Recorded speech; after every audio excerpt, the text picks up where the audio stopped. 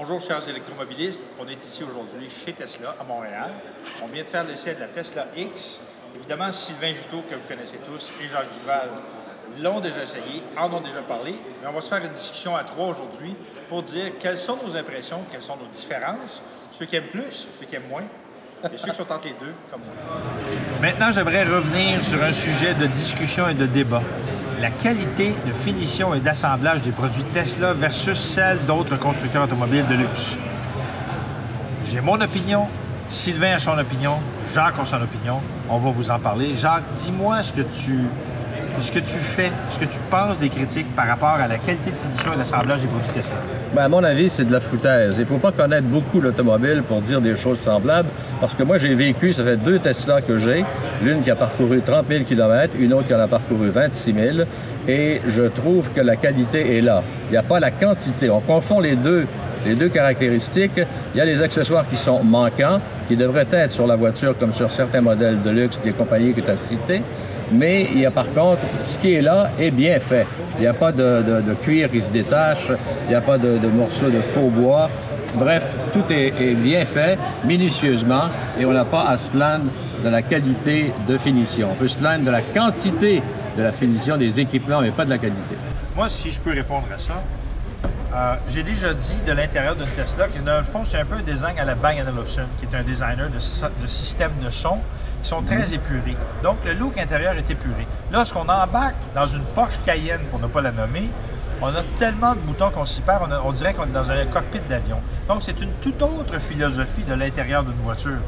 C'est comme dit Jacques, c'est la quantité versus la qualité. Sylvain, toi qui conduis une Tesla S qui a fait beaucoup de kilométrage, est-ce que l'intérieur de ta Tesla S, toi qui en plus a une famille de 3 enfants, est-ce que l'intérieur tombe en morceaux après 200 000 km? Aucunement. La qualité est là, les sièges sont toujours en bon état, il n'y a aucune déchirure. C'est sûr que dans la Model S, on parlait de quantité tout à l'heure, oui, il manque de la convivialité.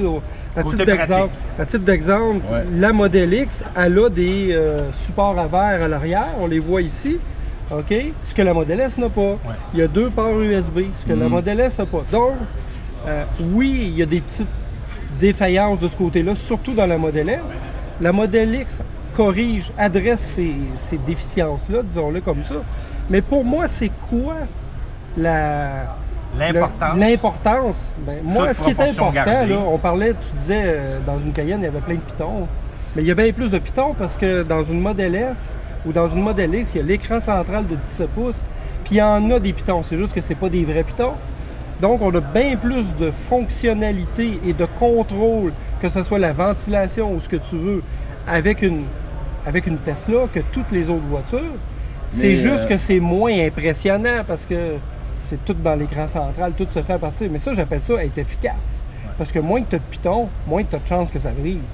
Peut-être, mais moi, ce que je reproche à ce tableau central, à l'écran qui est là, c'est qu'on est toujours préoccupé et on peut passer d'un système à un autre sans avoir à s'arrêter. Sur les voitures allemandes, on ne peut absolument pas changer d'une plage à une autre quand on conduit. Ouais. Donc, c'est beaucoup. Moi, j'ai peur de mourir dans une Tesla pour la simple raison que j'abuse de cette permission. C'est pour ça qu'ils ont introduit l'autopilote. Donc, c'est parce que pour des jeunes qui sont un peu moins matures et raisonnables comme Jacques Duval, qui n'arrêtent pas de jouer avec des bébelles, bien, ça peut être plus dangereux. Ça veut dire que ça prendrait peut-être une espèce de truc pour sécuriser les enfants comme lui, qui ont tendance à jouer avec tous les pitons et tous les éléments sur l'écran central. Ça, c'est comme une belle femme, ça. Mais c'est là qui est génial. C'est là qui est génial avec la nouvelle génération des Tesla qui ont les senseurs et l'autopilote. C'est que s'il y a un chevreuil qui apparaît devant, il va freiner tout seul. Ouais. Parce que si je suis en train de regarder mon écran, par exemple. Oui. D'ailleurs, je t'ai déjà vu faire ça. Ça, c'est dur à battre. Voilà notre commentaire sur la qualité de finition et d'assemblage. Puis juste un point, je suis rendu à 200 000 km. Okay, j'ai été opéré dans le dos, moi. J'ai eu une opération au dos. J'ai jamais mal dans le dos dans ma Tesla. Puis là, je me suis assis dans la Model X. Les sièges sont incroyables. Ils sont encore une coche au-dessus.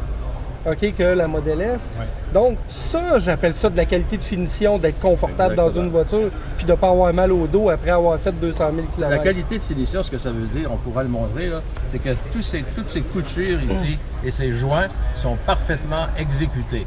Trouvez-moi un endroit sur cette voiture où ça ne l'est pas et on parlera de qualité à ce moment-là, mais pas pour l'instant. Parfait. Ben, merci, messieurs. Merci. Je pense que j'ai pas 210. Mais évidemment.